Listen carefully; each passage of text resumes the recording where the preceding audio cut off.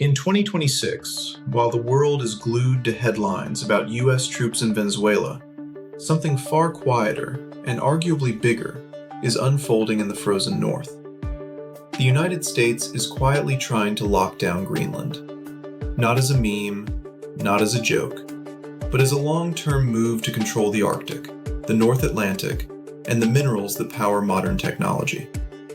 What if the real story isn't just about one intervention, but about Washington building an entire Atlantic fortress from the Arctic to the Caribbean? Think of a vertical line on the map, Greenland at the top, Venezuela at the bottom. At the southern end, you have hard power, military action in Venezuela, control over oil, and direct influence over a key energy supplier to the world.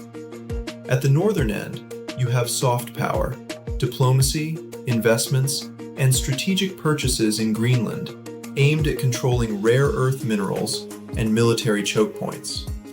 Intrigued?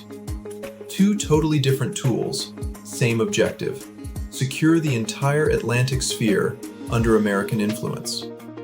Let's start with why Greenland suddenly matters so much.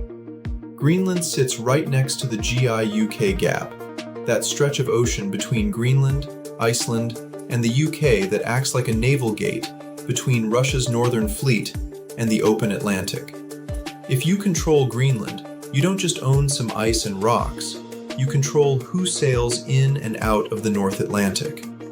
On top of that, the US already has a critical base there, at Thule, used for missile warning and space surveillance.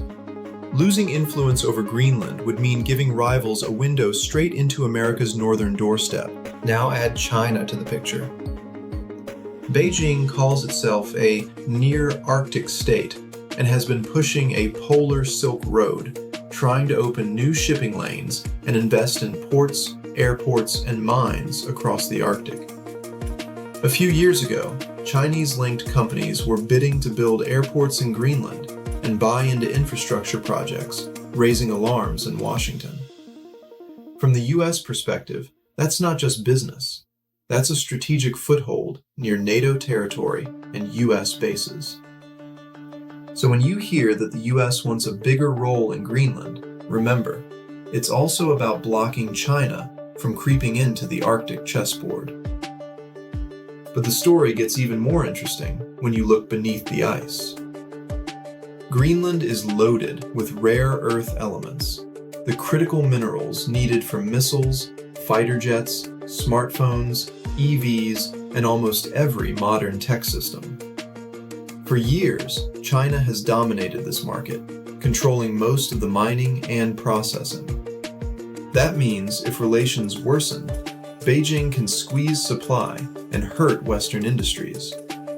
So the US eyeing stakes in Greenlandic mines isn't a side note. It's a direct play to escape Chinese leverage over its tech and defense sectors. Imagine this. The US currently needs a certain amount of rare earths each year to keep its factories, data centers, and weapons programs running.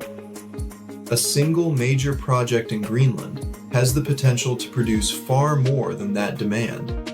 Enough not only to cover American needs, but to give Washington influence over global supply.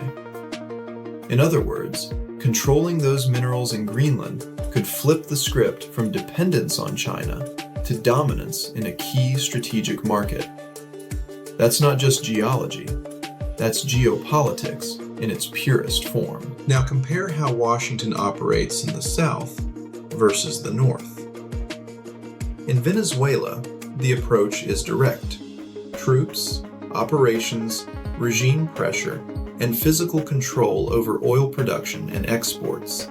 That's classic hard power, the visible, forceful side of American strategy. In Greenland, the game is quieter. Investments in mining companies, diplomatic outreach, development aid, and deeper ties with local authorities. That's soft power. No tanks, but contracts, consulates, and capital doing the work. Here's the key contrast you can keep in mind as you watch the news. In Venezuela, the US secures energy security through oil, fuel for economies, industries, and transport. In Greenland, it chases technology security through rare earths, the hidden ingredients for chips, batteries, sensors, and weapon systems. Together, they form a two-part strategy: control the fuel of today's economy in the south, and the materials for tomorrow's technology in the north. Different tools, same end game. Reduce dependence on rivals and tighten control over the Western Hemisphere. Of course, this puts Denmark in an awkward position. Greenland is an autonomous territory under the Kingdom of Denmark, which handles its defense and foreign policy. When Washington starts dealing more directly with Greenland's government, investing heavily in its economy, and hinting at bigger, long-term plans, Copenhagen feels sidelined and pressured. On one hand, Denmark knows it can't defend Greenland alone in a world of Arctic militarization. On the other, it doesn't want to be seen as selling territory to a superpower. That tension is what you might see described as Denmark moving into crisis mode. So when you hear talk of the US buying Greenland, or pushing harder for influence there in the wake of a Venezuela operation, it's not a random idea or a meme from a few years ago resurfacing. It's part of a broader pattern.